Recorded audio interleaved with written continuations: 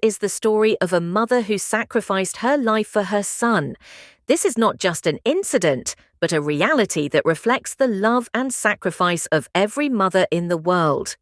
This story is about a widowed mother named Farhana, who lived with her 7-year-old son, Afan, in an old, dilapidated house. Her husband had died in an accident a few years ago, and now Farhana's only goal in life was to raise her son. Farhana worked in other people's houses during the day and worked as a seamstress at night to earn some extra money. She wanted Afan to become an educated and respectable person. Like, share, comment, and subscribe. So that he would not have to endure the hardships that she had faced in her own life. But poverty was such that sometimes there was nothing to eat for days. Still, Farhana never gave up. She would always smile and encourage her son and say, "Son, one day your mother will give you everything you want. You just have to work hard." Afan loved his mother very much. He knew how hard his mother was working for him, and he had also promised himself that he would never disappoint his mother. It was a cold and dark night. Afan and Farhana were sleeping together because it was so cold in the house that even the blanket seemed ineffective. It was almost 2 in the morning when suddenly there was a loud explosion. Farhana woke up in a panic. Smoke was spreading throughout the room. As soon as she looked around, she saw that a fire was burning in one corner of the house. How did this fire start? No one knew anything, but it was an old wooden house, and the fire was spreading very quickly throughout the house. Farhana immediately shook Afan and woke him up. "Son, get up, we have to get out of here." Afan was still asleep, but when he saw the smoke, his hands and feet started shaking with fear. He immediately hugged his mother. "Mom, save us!"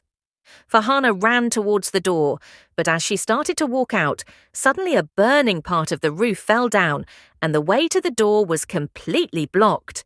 Fire and smoke had engulfed the entire house. Farhana's breathing stopped, and Afan began to cough loudly. He was in his mother's arms, but his small breaths were filled with smoke. "Mom, I can't breathe!" Afan cried. Farhana quickly tore off her cloak and wrapped it around Afan's face so that he could breathe at least for a while. But the fire was spreading rapidly, and there was no way to escape. It was then that Farhana's eyes fell on a small lantern, which was in the wall above the room. It was very high, but perhaps this was the only way that Afan could be saved. Farhana quickly went closer to the wall and looked. It was not easy to reach the lantern, but if she could somehow get Afan up, maybe he could be saved. "Son, you have to get out of here."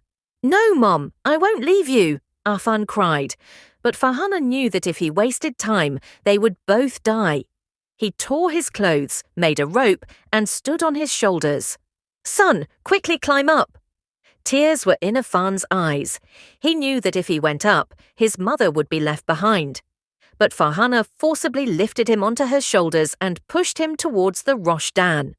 Some people had gathered outside. As soon as Afan reached the Rosh Dan, the people standing outside pulled him up. Afan's life was saved. But as soon as he got out, another part of the roof collapsed, and Farhana was lost in the flames. Afan was screaming loudly, "Mom! No, Mom, come back!" But Farhana's voice was no longer coming. She had disappeared somewhere in the flames. People standing outside were holding Afan, but he kept calling out for his mother. "Mom, why did you save me? You could have come too. How will I live without you?" But Farhana was gone. After saving her children, she had sacrificed her life. It had only been a few hours since Afan lost his mother, but he felt as if everything was over. He was sitting on the corner of the street, wrapped in a sheet. Some people were trying to comfort him, but he didn't want to talk to anyone. Why did Mom leave? Why did she leave me? This question was echoing in his mind again and again.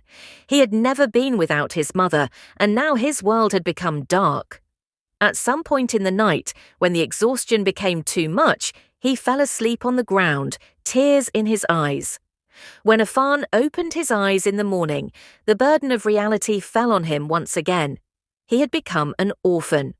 The place where he was sitting had become his home because his old house had been completely burned down in the fire. An elderly man in the neighborhood, Uncle Rehmat, who knew his mother, stepped forward and said, "Son, you can't stay here like this. Come with me." Uncle Rehmat took him to his house and fed him, and kissing his forehead, he said, "Your mother was a very brave woman. She wanted you to become a great man. Now you have to fulfill her dream." A wave of pain rose in Afan's heart, but he didn't answer. He just kept looking at his food in silence.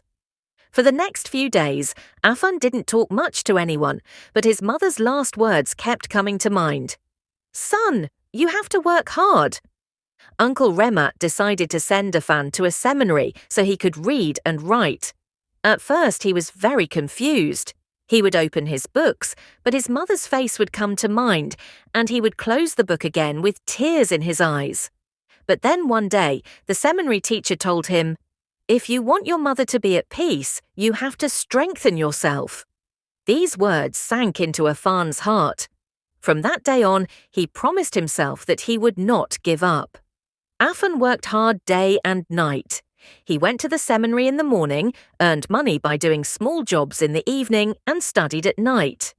Every night he would look up at the sky and remember his mother and tell himself, "Mum, I won't let you down." Years passed, and Afan began to follow the path of fulfilling his mother's dream. One day, representatives of a large organization came to the seminary.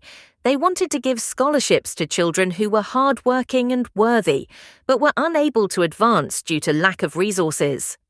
Afan's teacher gave him his name, and when Afan was tested, he came out the best of all the children. It was a great opportunity. He was given a free education in a school in a big city. When Afan first got his scholarship, he looked up at the sky and said softly, "Mom, I am succeeding. I will fulfill your dream." Time passed, and Afan became a successful doctor after getting higher education. This was the moment when Afan did not let his mother's sacrifice go to waste. This story teaches us the truth of a mother's selfless love and sacrifice. A mother can go to any extent for her children, even give her life. Never forget to value your mother, because when she is gone, no one in life can take her place. Tell us in the comment box how you liked this story.